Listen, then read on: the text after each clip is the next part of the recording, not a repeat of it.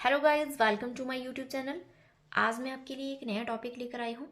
आज हम बात करेंगे फीमेल रिप्रोडक्टिव साइकिल के बारे में। जो ये फीमेल में रिप्रोडक्टिव साइकिल होती है, इसके दौरान ही जो एक फीमेल है वो प्रेगनेंसी के लिए कैपेबल होती है। मतलब जब ये मेंस्ट्रुएशन का प्रोसेस होता है तभी एक फ़ीमेल कंसीव कर सकती है। सो जो ये फीमेल में जो रिप्रोडक्टिव साइकिल होती है फीमेल प्राइमेट्स में, उसको हम मेंस्ट्रुअल साइकिल बोलते हैं।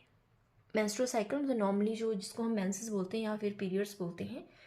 सो जो ये रिप्रोडक्टिव साइकिल है, इसके अंदर क्या क्या आता है? इसके अंदर आती है ओवेरियन साइकिल, मतलब जो ओवरी में चेंजेस हो रहे हैं इस साइकिल के दौरान। और यूटेराइन साइकिल, मतलब जो यूट्रस में चेंजेस हो रहे हैं इस साइकिल के दौरान। और कुछ हार्मोनल चेंजेस, मतलब हार्मोन्स की वजह से जो इनके अंदर चेंजेस आते हैं, मतलब जो हार्मोन्स इनको रेगुलेट करते हैं वो भी इसके अंदर आते हैं। और इसके अंदर आता है related cyclic changes in the ovary and cervix, मतलब ओवरी और सर्विक्स में जो इसके साथ साथ क्या क्या चेंजेस आते हैं वो भी रिप्रोडक्टिव साइकिल के अंदर आता है। सो जो फर्स्ट मेंस्ट्रुएशन का प्रोसेस होता है उसको हम बोलते हैं मेनार्क। ठीक है, मतलब जो फर्स्ट टाइम जो पीरियड्स आते हैं प्यूबर्टी में, जब एक लड़की जवान होती है तो उसमें जो पीरियड्स आते हैं फर्स्ट टाइम, उसको बोला जाता है मेनार्क। और जो ह्यूमन फीमेल्स होती हैं उसमें जो ये मेंस्ट्रुअल साइकिल है ये रिपीट होती रहती है कुछ टाइम के इंटरवल के बाद। मतलब इसमें 28 डेज का एवरेज टाइम होता है जिसके बाद ये रिपीट होती है। मेंस्ट्रुअल साइकिल का जो रिपीटिंग टाइम है वो 28 डेज है। बट ये एक आध दिन आगे पीछे भी हो जाता है। कई केसेस में क्या होता है, ये 28 डेज का होता है और कुछ केसेस में ये 29 का और कुछ में ये 30 डेज का हो सकता है। ठीक है, सो जो ये मेंस्ट्रुअल साइकिल है ये रिपीट होती है एवरेज इंटरवल ऑफ 28 डेज, मतलब 28 दिन के गैप के बाद ये रिपीट होती है। सो जो इवेंट्स होते हैं एक मेंस्ट्रुएशन से दूसरी मेंस्ट्रुएशन तक, उसको बोलते हैं हम मेंस्ट्रुअल साइकिल। मतलब यहाँ पे पीरियड आए और इसके बाद जब दूसरे टाइम पीरियड आएंगे उसके बीच की जो साइकिल है उसको बोला जाता है मेंस्ट्रुअल साइकिल। रिप्रोडक्टिव साइकिल में सीरीज ऑफ साइक्लिक चेंजेस जो आते हैं, मतलब रिप्रोडक्टिव पीरियड के टाइम में जो चेंजेस आते हैं उसकी वजह से ही एक जो फीमेल है वो प्रिपेयर होती है फर्टिलाइजेशन के लिए और प्रेगनेंसी के लिए। ठीक है, मतलब जो उसका रिप्रोडक्टिव पीरियड है, जैसे मैंने ये आपको बताया कि एक मेंसेस से लेकर दूसरे मेंसेस तक के बीच का जो टाइम है उसको हम बोलते हैं रिप्रोडक्टिव साइकिल या फिर मेंस्ट्रुअल साइकिल। ठीक है, जो ये मेंस्ट्रुअल साइकिल है इसके दौरान जो चेंजेस आ रहे हैं बॉडी में उसकी वजह से ही एक फीमेल जो है वो फर्टिलाइजेशन के लिए प्रिपेयर होती है और उसी की वजह से वो प्रेगनेंसी के लिए कैपेबल होती है। अब हम बात करते हैं कि जो पीरियड होता है मेंस्ट्रुअल साइकिल का उसकी लेंथ कितनी होती है। मैंने आपको पीछे भी बताया कि जो ये मेंस्ट्रुअल साइकिल का जो ये पीरियड है, मतलब इसका जो लेंथ है वो एवरेज 28 डेज का होता है। ठीक है, मतलब 28 दिन एवरेज लेके चलो कि 28 दिन के बाद ये साइकिल रिपीट होती है। बट ये एक दो दिन आगे पीछे हो जाती है। कुछ फीमेल में ये 29 डेज का होता है, कुछ में ये 30 डेज का होता है। अलग अलग फीमेल में ये जो मेंस्ट्रुअल साइकिल है इसका जो लेंथ है वो अलग अलग होती है। ठीक है, मतलब 28 डेज से लेकर 30 डेज के बीच में होती है। अब क्या होता है, जब प्रेगनेंसी के टाइम में जो ये मेंस्ट्रुअल साइकिल है ये एब्सेंट होती है। आपको पता है जब प्रेग्नेंट होती है वुमेन तो उसमें मेंसेस नहीं आती, मतलब उसमें पीरियड्स नहीं आते। उस टाइम पे जो ओवुलेशन का प्रोसेस है वो स्प्रेस हो जाता है। ठीक है, और जब लैक्टेशन का पीरियड होता है उस टाइम पे भी ये जो मेंस्ट्रुअल साइकिल है वो नहीं आती है। और एक स्टेज ऐसी आती है वुमेन की लाइफ में जब ये परमानेंटली स्टॉप हो जाती है, तो उस स्टेज को हम बोलते हैं मीनोपॉज। मतलब 45 से लेकर 50 ईयर तक ये जो मीनोपॉज का स्टेज है ये फीमेल में आती है। ठीक है, मतलब जो पीरियड्स है वो उनमें परमानेंटली स्टॉप हो जाते हैं 45 से 55 की एज तक। सो अब हम बात करते हैं कि जो फीमेल रिप्रोडक्टिव साइकिल है इसमें क्या क्या चेंजेस आते हैं और इसमें कौन कौन से फेजेस होती हैं। ठीक है, सो जो ये फीमेल रिप्रोडक्टिव साइकिल है ये दो साइकिल में डिवाइडेड है। एक होती है ओवेरियन साइकिल, मतलब ओवरी में जो चेंजेस हो रहे हैं, और दूसरी होती है यूटेराइन साइकिल, मतलब यूट्रस में जो चेंजेस हो रहे हैं। तो पहली है ओवेरियन साइकिल। पहले हम ओवेरियन साइकिल के बारे में डिस्कस करेंगे। सो ओवेरियन साइकिल क्या होती है? Series of events in the ovaries after the menstruation of an oocyte। मतलब ओवरी में ऐसे कौन कौन से इवेंट्स हो रहे हैं, क्या क्या चेंजेस आ रहे हैं मेंस्ट्रुएशन के बाद। मतलब मेंसेस का प्रोसेस हो गया है, एक बार मेंसेस आ गई है उसके बाद जो दूसरी मेंसेस तक ओवरी के अंदर जो चेंजेस आ रहे हैं उनको हम बोलते हैं ओवेरियन साइकिल। ठीक है। इसके अंदर 3 फेजेस आती हैं, फॉलिकुलर फेज, ओव्यूलेटरी फेज और ल्यूटियल फेज। पहली जो इसमें फेज आती है वो आती है फॉलिकुलर फेज, जिसको हम प्री ओव्यूलेटरी फेज भी बोलते हैं। मतलब ओव्यूलेशन से पहले की जो फेज होती है उसको हम फॉलिकुलर फेज बोलते हैं। ये मेंस्ट्रुअल साइकिल के 5th डे से लेकर 14th डे तक चलती है। मतलब आज पीरियड आए, इससे लेकर ये फर्स्ट डे है, यहाँ से लेकर जो 5th डे होगा वहाँ से लेकर 14th डे तक जो साइकिल चलती है उसको हम बोलते हैं फॉलिकुलर फेज। ठीक है। मतलब 5वें दिन से 14th डे तक जो मेंस्ट्रुअल साइकिल चलती है उसको नाम दिया गया है फॉलिकुलर फेज। सो आपको पता है जो ओवरी होती है उसमें जो बाहर वाली जो मतलब इसका जो मैट्रिक्स है उसको बोलते हैं आउटर कॉर्टेक्स, और जो अंदर वाला जो मैट्रिक्स है उसको बोलते हैं इनर मेडुला। मतलब जो ओवरी में जो मैट्रिक्स होता है अंदर, मतलब जो एक साइटोप्लाज्मिक सब्सटेंस होता है इसके अंदर, उसमें जो ये बाहर बाहर का जो ये मैट्रिक्स होता है इसको बोलते हैं कॉर्टेक्स, और जो ये बीच वाला होता है इसको बोलते हैं मेडुला। ठीक है। There are many follicles in the cortex. Each one contains an immature egg. मतलब ओवरी के अंदर बहुत सारे फॉलिकल्स होते हैं जो कि अलग अलग स्टेजेस में होते हैं। ये जो सारी इन्फॉर्मेशन है ये मैंने आपको फीमेल रिप्रोडक्टिव सिस्टम में डिटेल से डिस्कस कर रखी है, या फिर आप oogenesis वाली वीडियो भी देख सकते हो, उसमें भी आपको इसमें काफ़ी हेल्प मिलेगी। ठीक है। सो जो फॉलिकुलर फेज होती है इसके टाइम पे क्या होता है, जो ओवरी होती है उसमें बहुत सारे फॉलिकल्स होते हैं कॉर्टेक्स में। ठीक है। जिसके अंदर क्या होता है, इमेच्योर एग होता है जिसको हम बोलते हैं oocyte। ठीक है। हर एक फॉलिकल के अंदर एक इमेच्योर एग होता है, मतलब वो एग जो होता है वो अभी मेच्योर नहीं हुआ है, वो पूरी तरह ग्रो नहीं हुआ है, तो उसको हम बोलते हैं इमेच्योर एग, जिसको नाम दिया गया है oocyte। सो इसमें क्या होता है, फॉलिकल्स मेच्योर होना स्टार्ट होते हैं। सो जो फॉलिकल है ये कैसे मेच्योर होता है, जो हाइपोथैलेमस होता है वो follicle stimulating hormone releasing factor release करता है। मतलब वो वहाँ से सिक्रेशंस भेजता है जो स्टिमुलेट करते हैं एंटीरियर पिट्यूटरी को कि फॉलिकल स्टिमुलेटिंग हार्मोन को रिलीज करो। मतलब follicle stimulating hormone releasing factor, यहाँ से फॉलिकल स्टिमुलेटिंग हार्मोन रिलीज नहीं हुआ है, यहाँ से फॉलिकल स्टिमुलेटिंग हार्मोन को रिलीज करने वाले फैक्टर रिलीज हुए हैं जो एंटीरियर पिट्यूटरी को स्टिमुलेट करेंगे, तब जाके FSH की सिक्रेशन होगी, मतलब फॉलिकल स्टिमुलेटिंग हार्मोन की सिक्रेशन होगी। और जो ये फॉलिकल स्टिमुलेटिंग हार्मोन है ये क्या करेगा, ये स्टिमुलेट करेगा change of primary follicle into Graafian follicle. मतलब ये क्या करेगा, ये स्टिमुलेट करेगा प्राइमरी फॉलिकल को कि वो ग्राफियन फॉलिकल में चेंज हो जाए। इसमें कुछ ज़्यादा नहीं होता है, इसमें जो प्राइमरी फॉलिकल होता है उसमें फॉलिकुलर सेल्स की लेयर होती है, वो डिवाइड होती है, वो बहुत सारी लेयर्स फॉर्म कर लेती है जिसको हम बोलते हैं ग्राफियन फॉलिकल। और जो ये बहुत सारी लेयर्स होती है फॉलिकुलर सेल्स की, इसके बीच में एक कैविटी डेवलप हो जाती है जिसको नाम दिया गया है एंट्रम। ठीक है। उस वजह से जो ये प्राइमरी फॉलिकल है ये ग्राफियन फॉलिकल में चेंज हो जाते हैं। इसमें एक लेयर होती है सेल्स की, और जो ग्राफियन फॉलिकल होता है इसमें फॉलिकुलर सेल्स की लेयर ज़्यादा हो जाती है। ठीक है।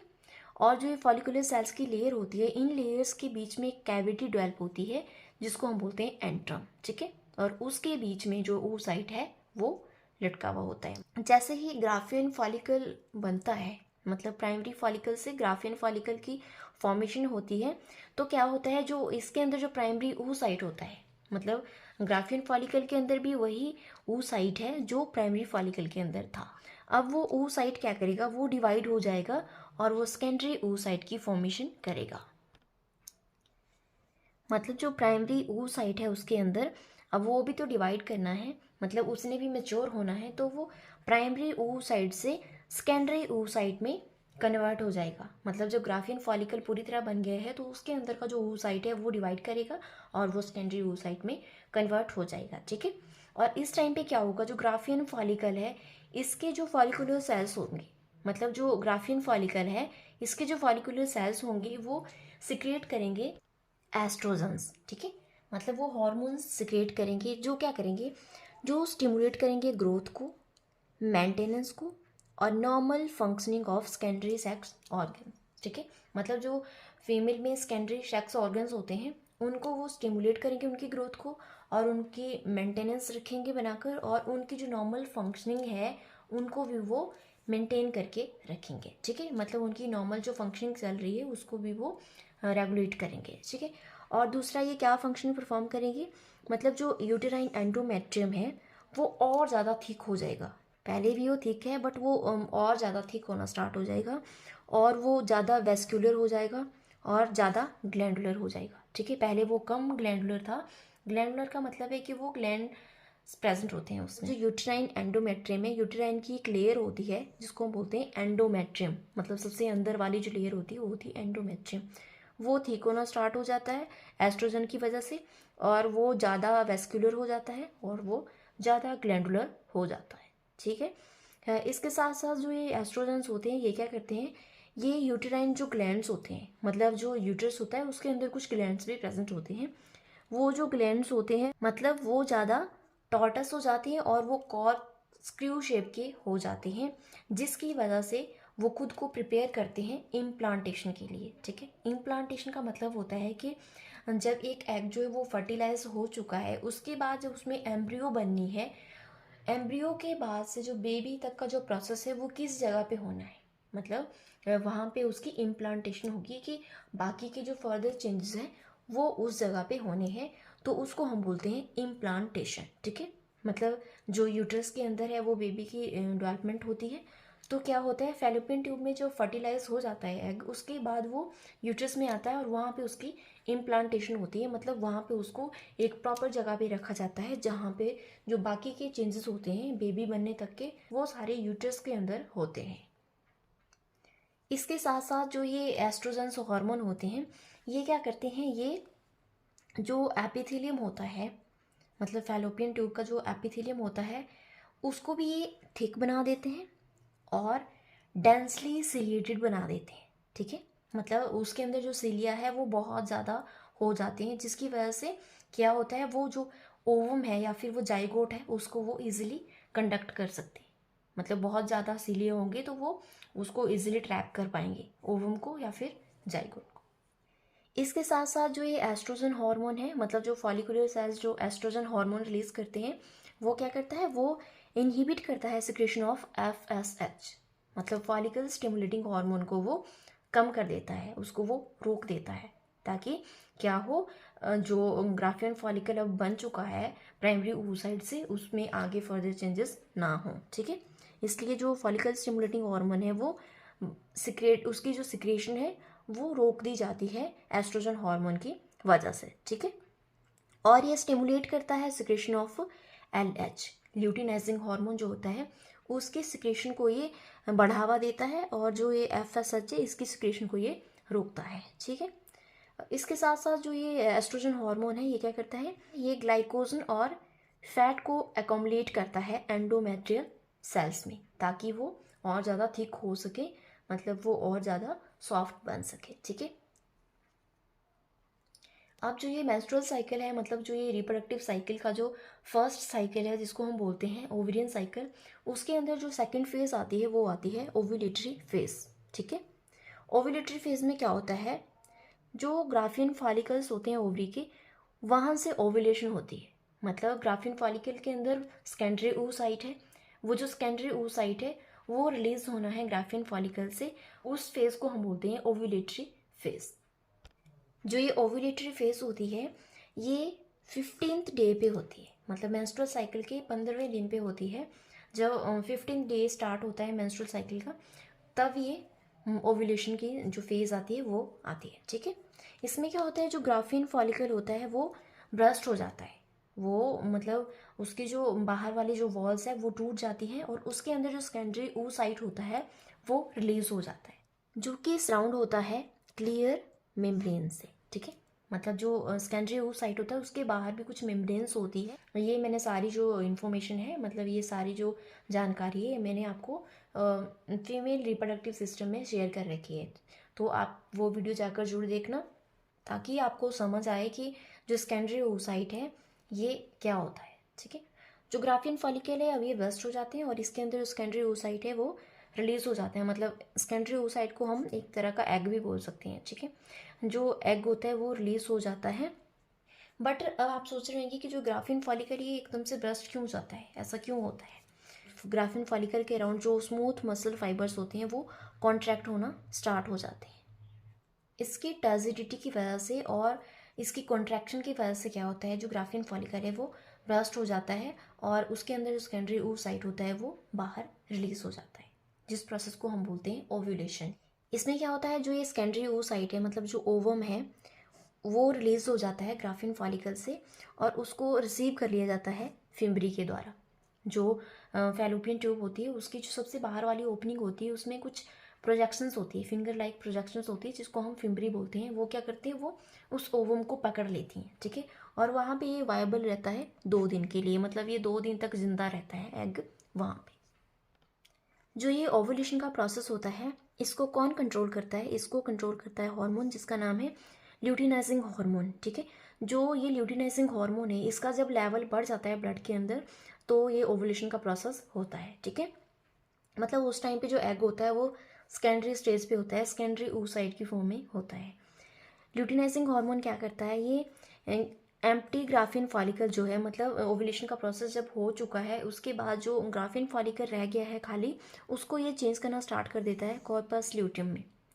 मैंने आपको ये सारी जानकारी जो है वो फीमेल रिप्रोडक्टिव सिस्टम में शेयर कर रखी है, आप वो वाली वीडियो एक बार जरूर देखना।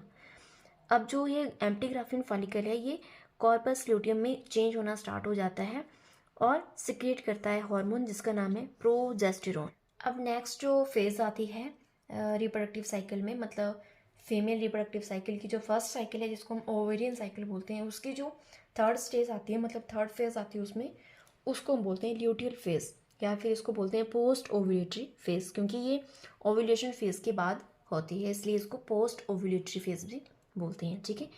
ये जो फेज होती है ये 12 से 14 दिन तक रहती है। आपको पता है जो ओव्यूलेटरी फेज है वो 15th डे पे होती है, मतलब 15वें दिन होती है मेंस्ट्रुअल साइकिल के। इसके बाद जो स्टेज आती है वो आती है ल्यूटियल फेज। अब जो ये ल्यूटियल फेज है ये 12 से 14 दिन तक होती है, ठीक है। मतलब extend from 16th day to 28 day of menstrual cycle.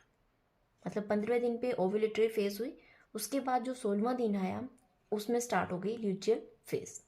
मतलब वहाँ से ओव्यूलेशन का प्रोसेस जो है वो हो चुका है। मतलब जो ग्राफिन फॉलिकल है उसने सेकेंडरी oocyte को रिलीज कर दिया है और अब वो स्टार्ट हो गया है चेंज होना किसमें, कॉर्पस ल्यूटियम में। इसलिए इस स्टेज को बोलते हैं ल्यूटियल फेज, क्योंकि जो कॉर्पस ल्यूटियम है वो फॉर्म होना स्टार्ट हो गया है, मतलब ग्राफिन फॉलिकल के जो सेल्स है वो कॉर्पस ल्यूटियम में चेंज हो गए हैं। तो एक बार जो फॉलिकल है उसने अपना एग खो दिया, मतलब जो उसके अंदर जो सेकेंडरी oocyte था उसको उसने जब खो दिया उसके बाद से वो चेंज होना स्टार्ट हो जाता है, मतलब वो डेवलप होना स्टार्ट हो जाता है कॉर्पस ल्यूटियम में। कॉर्पस ल्यूटियम क्या होता है, ये एक ग्लैंड लाइक स्ट्रक्चर होता है, ठीक है। इसलिए इस स्टेज को नाम दिया गया है ल्यूटियल फेज, क्योंकि इसमें कॉर्पस ल्यूटियम की डेवलपमेंट होती है। सो जो ये कॉर्पस ल्यूटियम होता है ये सिक्रेट करता है प्रोजेस्टेरोन हार्मोन, ठीक है। प्रोजेस्टेरोन हार्मोन क्या करता है, ये डिक्रीज करता है secretion of FSH and LH, ठीक है। मतलब जो फॉलिकल स्टिमुलेटिंग हार्मोन था और जो ल्यूटिनाइजिंग हार्मोन था इसकी सिक्रेशन को ये कम कर देता है प्रोजेस्टेरोन हार्मोन, ठीक है। इसकी वजह से क्या होता है, जो मैचुरेशन है ग्राफिन फॉलिकल की वो रुक जाती है और जो ओवुलेशन का प्रोसेस है वो भी स्टॉप हो जाता है, ठीक है। मतलब ओवुलेशन हो चुकी है उसमें जो चेंजेस आने थे वो वहीं पे स्टॉप हो जाते हैं जब ये प्रोजेस्टेरोन हार्मोन जो है वो रिलीज होता है कॉर्पस ल्यूटियम से, ठीक है। और जो ये कॉर्पस ल्यूटियम है ये डीजेनरेट होना स्टार्ट हो जाता है 10 दिन के बाद, ठीक है। मतलब कॉर्पस ल्यूटियम की फॉर्मेशन हो गई तो ये उसके 10 दिन के बाद ये डीजेनरेट होना स्टार्ट हो जाता है। डीजेनरेट का मतलब है कि जो कॉर्पस ल्यूटियम है वो वहीं पे ख़त्म हो जाता है और वहाँ पे एक स्कार फॉर्म कर देता है, मतलब एक निशान छोड़ जाता है उस जगह पे, जिसको हम बोलते हैं फाइब्रस स्कार टिश्यू के। फाइब्रस स्कार टिश्यू की फॉर्मेशन होती है जब कॉर्पस ल्यूटियम डीजेनरेट हो जाता है, जिसको हम नाम देते हैं कॉर्पस एल्बिकन्स। और जो ये प्रोजेस्टेरोन हार्मोन होता है इसकी वजह से जो यूटेराइन एंडोमेट्रियम है वो फर्दर प्रोलिफरेट करता है, ठीक है। मतलब वो रेडी हो जाता है इम्प्लांटेशन के लिए, वो खुद का जो साइज़ है उसको वो इंक्रीज करता है, जिसकी वजह से क्या होता है वो अपने आप को प्रिपेयर कर लेता है इम्प्लांटेशन के लिए। उसके अंदर जो एम्ब्रियो की जो फर्दर डेवलपमेंट होनी है एक जाइगोट की, वो सारा प्रोसेस यूट्रस के अंदर होता है, ठीक है। और जो यूटेराइन ग्लैंड्स होते हैं वो सिक्रेट करते हैं uterine milk for the fetus. मतलब जब इम्प्लांटेशन हो गई उसके बाद प्रोजेस्टेरोन हार्मोन के स्टिमुलेशन की वजह से जो यूटेराइन ग्लैंड्स हैं वो यूटेराइन मिल्क सिक्रेट करते हैं, क्योंकि जो फीटस जो होता है यूट्रस में उसको जो फीडिंग चाहिए होती है, उसको जो नरिशमेंट चाहिए होती है वो मिलती है उसको यूटेराइन मिल्क से, जो सिक्रेट होता है with the stimulation of progesterone hormone. और जो ये प्रोजेस्टेरोन हार्मोन होता है ये रिड्यूस कर देता है यूटेराइन मूवमेंट्स को, ताकि यूट्रस के अंदर जो बेबी की डेवलपमेंट होनी है वो इजीली हो सके। मतलब वो खुद को प्रिपेयर कर देता है पूरी तरह से, ताकि उसके अंदर जो बेबी है वो अच्छे से फॉर्म हो सके। अब जो ये ओवेरियन साइकिल होती है इसको कौन कौन से हार्मोन्स जो है वो कंट्रोल करते हैं। इसमें क्या होता है, जो ओवेरियन साइकिल होती है इसमें हार्मोन्स इन्वॉल्व होते हैं GnRH, FSH और LH, मतलब गोनेडोट्रोपिन रिलीजिंग हार्मोन और फॉलिकल स्टिमुलेटिंग हार्मोन और ल्यूटिनाइजिंग हार्मोन। जो ये गोनेडोट्रोपिन रिलीजिंग हार्मोन होता है इसका जो रेट होता है, मतलब ये अलग अलग रेट पे सिक्रेट होता है, मतलब इसकी जो लेवल है वो कांस्टेंट नहीं है, ठीक है। ये अलग अलग लेवल पे सिक्रेट होता रहता है, कभी ये कम सिक्रेट होता है, कभी ये ज़्यादा सिक्रेट होता है। और फॉलिकुलर फेज में क्या होता है, फॉलिकुलर फेज में जब फॉलिकल स्टिमुलेटिंग हार्मोन जो है वो रिलीज़ होता है तो क्या होता है, ये प्रमोट करता है डेवलपमेंट ऑफ फॉलिकल। ओवरी में जो प्राइमरी फॉलिकल है वो ग्राफिन फॉलिकल में चेंज होता है फॉलिकल स्टिमुलेटिंग हार्मोन की वजह से। ग्राफिन फॉलिकल अब फॉर्म हो चुका है, मतलब फॉलिकल स्टिमुलेटिंग हार्मोन ने क्या किया, उसने प्राइमरी फॉलिकल को ग्राफिन फॉलिकल में कन्वर्ट कर दिया। उसके बाद जो ग्राफिन फॉलिकल के जो फॉलिकुलर सेल्स हैं वो कुछ हार्मोन सिक्रेट करेंगे, जैसे कि एस्ट्रोजन हार्मोन और प्रोजेस्टेरोन हार्मोन। अब इसमें क्या होता है, जो एस्ट्रोजन हार्मोन है इसका लेवल जो है अगर बढ़ जाता है, ठीक है, मतलब अगर इसका लेवल बहुत ज़्यादा हो जाता है, ये ज़्यादा अमाउंट में सिक्रेट हो जाता है, तो ये फीडबैक कंट्रोल करता है एंटीरियर पिट्यूटरी को। मतलब ये एंटीरियर पिट्यूटरी को और ज़्यादा स्टिमुलेट कर देता है कि और ज़्यादा सिक्रेट करो FSH हार्मोन को, मतलब फॉलिकल स्टिमुलेटिंग हार्मोन को ज़्यादा अमाउंट में सिक्रेट करवा देता है, नेगेटिवली कंट्रोल करता है ये एंटीरियर पिट्यूटरी को, ठीक है। जिसकी वजह से क्या होता है, जो फॉलिकुलर फेज़ है वो वहीं पे ख़त्म हो जाती है और वहाँ से ल्यूटियल फेज़ है वो स्टार्ट हो जाती है, जिसकी वजह से क्या होता है, जो मेंस्ट्रुअल साइकिल है वो जल्दी ही ख़त्म हो जाती है। मतलब जो पीरियड्स है वो 28 डेज़ के इंटरवल पे रिपीट होते हैं, और कई बार ऐसा होता है कि पीरियड्स वो जल्दी ही आ जाते हैं, मतलब वो 10 या 12 दिन बाद आ जाते हैं या फिर 14 दिन बाद आ जाते हैं। तो ऐसा क्यों होता है, क्योंकि जब एस्ट्रोजन का लेवल बहुत ज़्यादा बढ़ जाता है तो उसकी वजह से क्या होता है, वो एंटीरियर पिट्यूटरी को स्टिमुलेट करता है, और एंटीरियर पिट्यूटरी जो है और ज़्यादा अमाउंट में फॉलिकल स्टिमुलेटिंग हार्मोन सिक्रेट करता है, जिसकी वजह से क्या होता है, जो फॉलिकुलर फेज़ है वो वहीं पे एंड हो जाती है, और जो उसमें जो सेकेंडरी oocyte था वो जल्दी ही रिलीज़ हो जाता है। मान लीजिए कि जो एस्ट्रोजन का लेवल है वो बहुत ज़्यादा बढ़ गया है, ठीक है, तो उसकी वजह से क्या होएगा, जो एस्ट्रोजन है वो क्या करेगा, वो गोनेडोट्रोपिन रिलीजिंग हार्मोन को ज़्यादा अमाउंट में सिक्रेट करवाएगा, ठीक है। मतलब जो GnRH है उसका लेवल भी वो बढ़ा देगा हाइपोथैलेमस। जब वो GnRH सिक्रेट करेगा तो ऑब्वियस सी बात है कि जो एंटीरियर पिट्यूटरी ग्लैंड है वो क्या करेगा, वो ल्यूटिनाइजिंग हार्मोन सिक्रेट करेगा। अब जब ल्यूटिनाइजिंग हार्मोन जो है बहुत ज़्यादा अमाउंट में प्रोड्यूस हो गया है तो उसकी वजह से जो ओव्यूलेशन का प्रोसेस है वो 14th डे पर ही हो जाएगा, जिसकी वजह से क्या होता है, जो 28 डेज़ का जो साइकिल होता है मेंस्ट्रुअल साइकिल वो 14वें दिन ही ख़त्म हो जाता है। मतलब वो 14 दिन के बाद उसमें फिर से मेंसेस आ जाती है उस फीमेल में जिसमें एस्ट्रोजन का लेवल ज़्यादा हो जाता है, उसमें जो ओव्यूलेशन का प्रोसेस है वो जल्दी ही हो जाता है।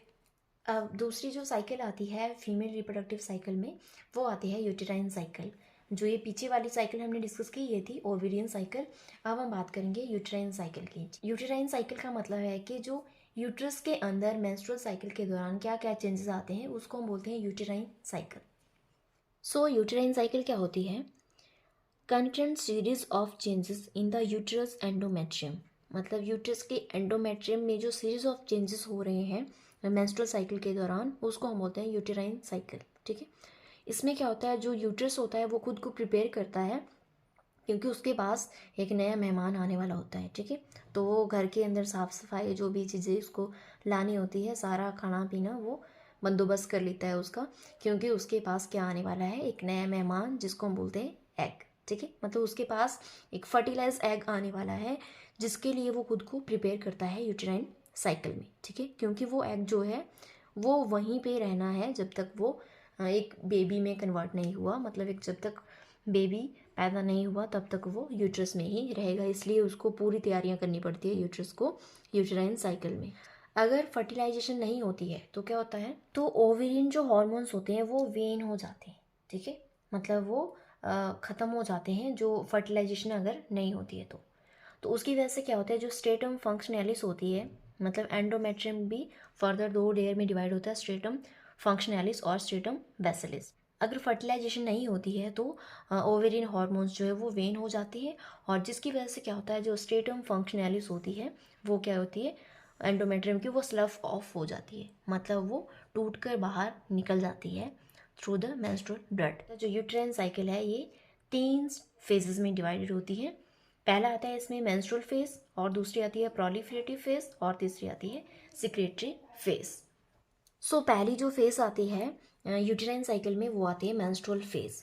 ये कब होती है, पहले दिन से 5वें दिन तक ये फेज होती है। मतलब आपको पता है कि जो मेंसेस आती है वो 1 से 5 दिन तक जो है वो ब्लड फ्लो होता है। ठीक है, मतलब जो ब्लड है वो रिलीज होता है, तो इस फेज को हम बोलते हैं मेंस्ट्रुअल फेज। ठीक है, इसमें क्या होता है, जो फीमेल सेक्स हार्मोन है उसका लेवल जो है वो कम होता है। ठीक है, फीमेल सेक्स हार्मोन जो प्रोजेस्टेरोन और जो एस्ट्रोजन हार्मोन होते हैं उनका जो लेवल है वो कम हो जाता है, जिसकी वजह से क्या होता है, जो एंडोमेट्रियम है वो डिसइंटीग्रेट हो जाता है, मतलब वो उसकी जो इंटीग्रिटी है वो डिस्टर्ब हो जाती है एंडोमेट्रियम की, जिसकी वजह से जो ब्लड वेसल्स है वो रप्चर हो जाती है, मतलब ब्लड वेसल क्या हो जाती है, वो टूट जाती है, और जो ब्लड फ्लो है और जो टिश्यूज़ हैं इसके एंडोमेट्रियम के वो मेंसेस के थ्रू बाहर निकल जाते हैं, मतलब मेंस्ट्रुअल ब्लड में वो बॉडी से बाहर रिलीज हो जाते हैं। इस फेज़ को हम बोलते हैं मेंस्ट्रुअल फेज़।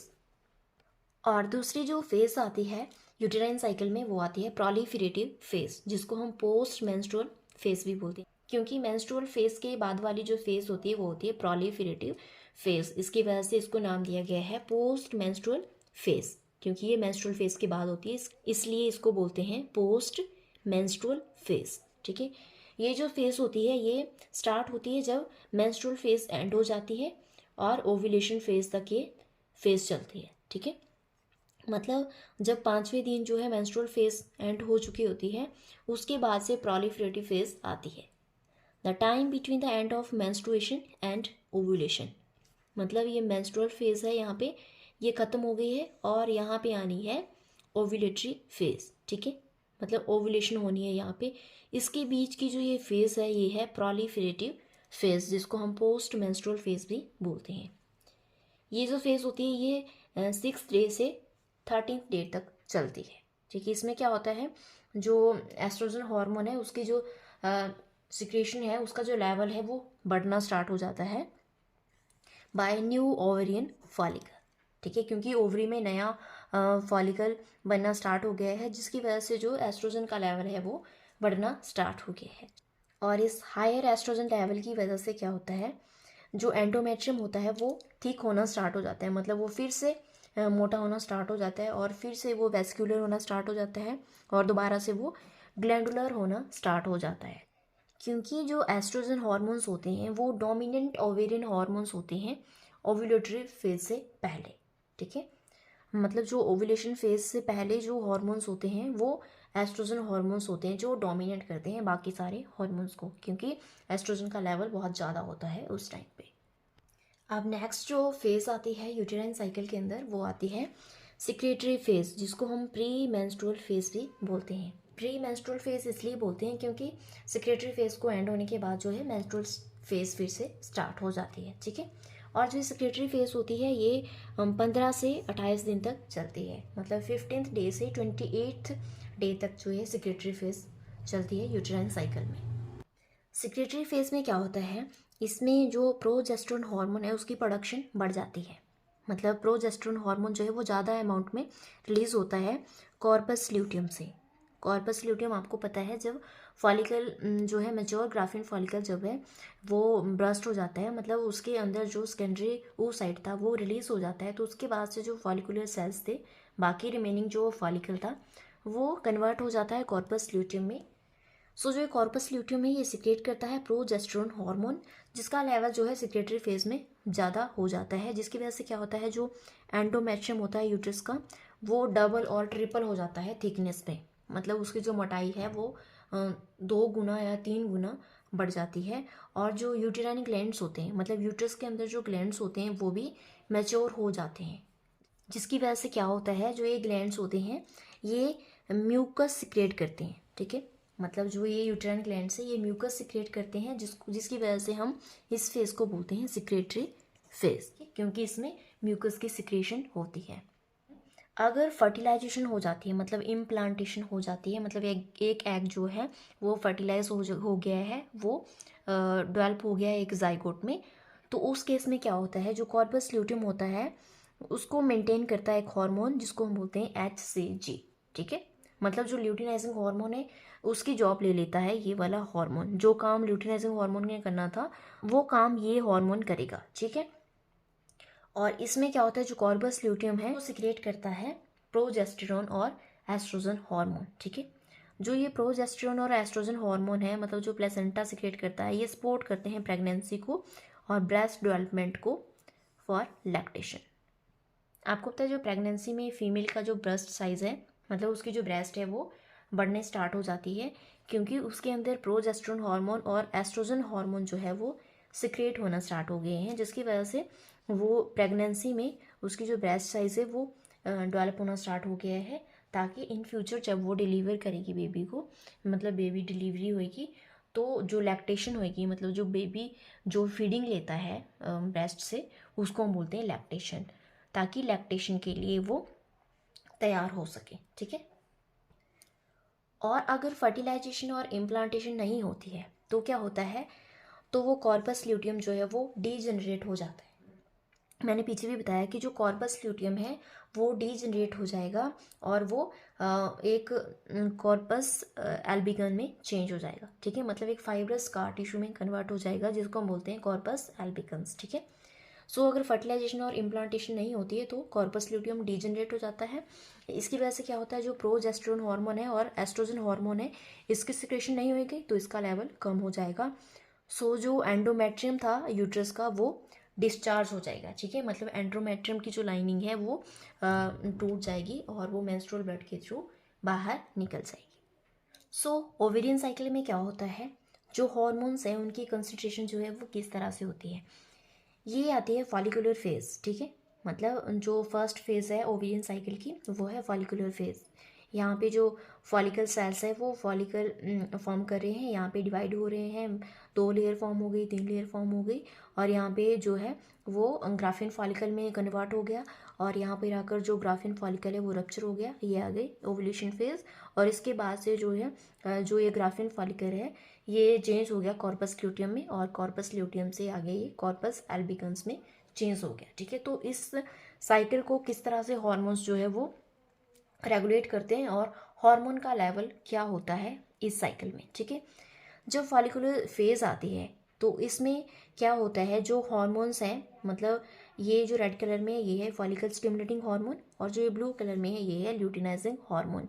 इनका जो लेवल होता है वो ऑलमोस्ट सेम लेवल पे ही होते हैं ये दोनों हार्मोन। ठीक है, और जैसे ही ये ओव्यूलेशन फेज की तरफ जाता है ग्राफिन फॉलिकल तो वहाँ पे क्या होता है ल्यूटिनाइजिंग हार्मोन जो है उसकी सिक्रेशन जो है वो बढ़ जाती है एकदम से। ठीक है, मतलब ल्यूटिनाइजिंग हार्मोन जो है वो ज़्यादा अमाउंट में सिक्रेट होता है, और जो फॉलिकल स्टिमुलेटिंग हार्मोन है उसकी भी थोड़ी सी जो सिक्रेशन है वो बढ़ जाती है जब ओवुलेशन फेज पे आता है। ठीक है, और ओवुलेशन के बाद क्या होता है ये ल्यूटिनाइजिंग हार्मोन है और जो फॉलिकल स्टिमुलेटिंग हार्मोन है ये फिर से डाउन आ जाते हैं, मतलब इनका जो लेवल है वो फिर से कम हो जाता है, और इस प्रकार से नेक्स्ट मेंस्ट्रुअल साइकिल तक, मतलब नेक्स्ट ओवेरियन साइकिल तक जो है ये ल्यूटिनाइजिंग और फॉलिकल स्टिमुलेटिंग हार्मोन ये कम हो जाते हैं। ठीक है, नेक्स्ट जो साइकिल आती है वो आती है यूटेराइन साइकिल। यूटेराइन साइकिल में क्या होता है, इसमें हार्मोन्स का लेवल क्या होता है, इसमें जो 1 से 5 दिन तक क्या होता है मेंस्ट्रुएशन का प्रोसेस होता है।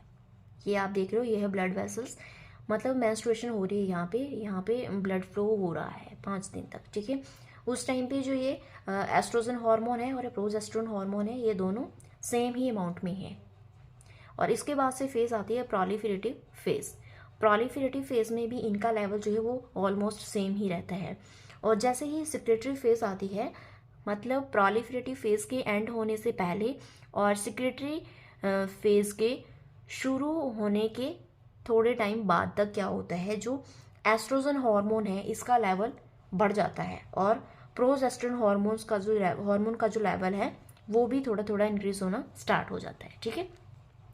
और जैसे ही सिक्रेटरी फेज जो है वो मतलब स्टार्ट होती है, कुछ टाइम तक थोड़ा सा मतलब एक 15th डे तक क्या होता है, जो एस्ट्रोजन हार्मोन है इसका लेवल जो है वो डाउन होना स्टार्ट हो जाता है। ठीक है। मतलब इसका लेवल जो है वो प्रोलिफरेटिव फेज के एंड में बहुत ज़्यादा था और सिक्रेटरी फेज के शुरू में ही इसका जो लेवल है वो कम हो गया। ठीक है। और प्रोजेस्टेरोन लेवल जो है वो सिक्रेटरी फेज में ज़्यादा हो जाता है, जिसकी वजह से क्या होता है, जो एंडोमेट्रियम है वो उसमें जो मतलब जो यूट्रस में जो यूटेराइन ग्लैंड्स है वो म्यूकस सिक्रेट करते हैं, जिसकी वजह से इसको नाम देते हैं सिक्रेटरी फेज। ठीक है। सो सिक्रेटरी फेज में जो एंडोमेट्रियम है इसकी जो ये लाइनिंग है ये मोटी होना स्टार्ट हो गई है, जिसकी वजह से क्या है, जो यूटेराइन ग्लैंड है वो ज़्यादा म्यूकस सिक्रेट करते हैं क्योंकि इसमें प्रोजेस्टेरोन का लेवल जो है वो ज़्यादा है। ठीक है। और इस फेज़ में जो ये एंडोमेट्रियम है ये ग्रो होना स्टार्ट हो जाता है, मतलब इसकी जो एंडोमेट्रियम लाइनिंग है वो डबल से ट्रिपल हो जाती है थिकनेस में। मतलब जितना ये मोटा पहले था उससे ये 2-3 गुना ज़्यादा मोटा हो गया इसकी लाइनिंग। और इसके बाद से जैसे ही सिक्रेटरी फेज एंड होती है तो यहाँ पे आती है फिर से मेंस्ट्रुअल फेज। ठीक है। मतलब मेंस्ट्रुएशन फेज आती है, फिर से ये यूटेराइन साइकिल जो है वो रिपीट होती है। और यहाँ पे जो ये ब्लड वेसल है ये आपको दिख रहे हैं यहाँ पे, मतलब ये 29th डे है, 29th या 28th डे ले सकते हैं आप इसको। यहाँ से फिर से जो है ये फेज स्टार्ट होगी मेंस्ट्रुएशन और फिर से प्रोलिफरेटिव और सिक्रेटरी फेज। सो इस तरह से इसमें जो हार्मोन्स का लेवल है वो होता है ओवेरियन साइकिल में और यूट्राइन साइकिल में। सो ये थी फीमेल रिप्रोडक्टिव साइकिल। इसके अंदर 2 साइकिल्स आती है, ओवेरियन साइकिल और यूट्राइन साइकिल, और इन दोनों साइकिल के अंदर 3-3 फेजेस आती है जिसको मैंने आपको इस वीडियो में बताया। सो अब हम बात करते हैं कि जब ये रिप्रोडक्टिव साइकिल जो है वो एंड हो जाती है तो क्या होता है। सो जब रिप्रोडक्टिव साइकिल जो है वो एंड हो जाती है फीमेल में तो उस पीरियड को हम बोलते हैं मीनोपॉज। ठीक है। मीनोपॉज में क्या होता है, वुमेन्स की लाइफ में एक पीरियड आता है, एक ऐसा टाइम आता है जब उसमें मेंस्ट्रुएशन नहीं होती है, मतलब उसमें मेंसेस नहीं आती, तो उस फेज को हम बोलते हैं मीनोपॉज। उसके बाद से उसमें पीरियड्स नहीं आते हैं। ठीक है। उसमें जो ओवेरियन साइकिल है और यूट्राइन साइकिल है वो रुक जाती है, मतलब वहीं पे सीज हो जाती है। ये जो मीनोपॉज का जो ये टाइम है ये होता है 45 to 55 ईयर्स, मतलब 45 to 55 ईयर्स तक कभी भी आपको मीनोपॉज हो सकते हैं।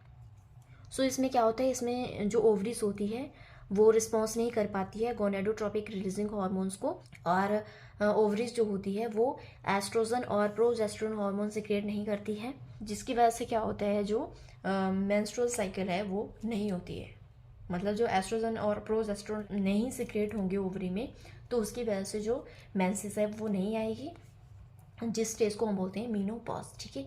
मीनोपॉज में क्या होता है, जब मीनोपॉज आनी होती है, मतलब ये वाला जब टाइम आना होता है वुमेन्स की लाइफ में, तो उस टाइम पे जो यूटेराइन साइकिल है वो इरेगुलर हो जाती है, मतलब उसमें जो मेंसेस है वो इरेगुलर हो जाती है। मतलब फर्स्ट मंथ में आई, फिर 2-3 महीने नहीं आई उसमें मेंसेस, फिर से आ गई, फिर कुछ टाइम तक फिर से नहीं आई, फिर उसमें फिर से रिपीट होती है। मतलब ये साइकिल जो है ये इरेगुलर हो जाती है। इसमें जो 28 डेज का जो साइकिल होता है वो प्रॉपर नहीं रहता है, वो आगे पीछे होता रहता है।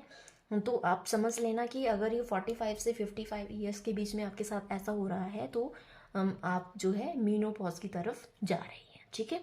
इसमें क्या होता है, मतलब जो ये मेंस्ट्रुएशन का जो प्रोसेस है ये इरेगुलर होता है, इसमें भी जो फीमेल है वो कंसीव कर सकती है, मतलब वो रिप्रोडक्टिव साइकिल में है अभी तक, क्योंकि उसमें जो मेंस्ट्रुएशन है वो इरेगुलर है बट वो स्टॉप नहीं हुई है, जिसकी वजह से वो अभी वो रिप्रोडक्टिव साइकिल में है, मतलब वो रिप्रोड्यूस कर सकती है।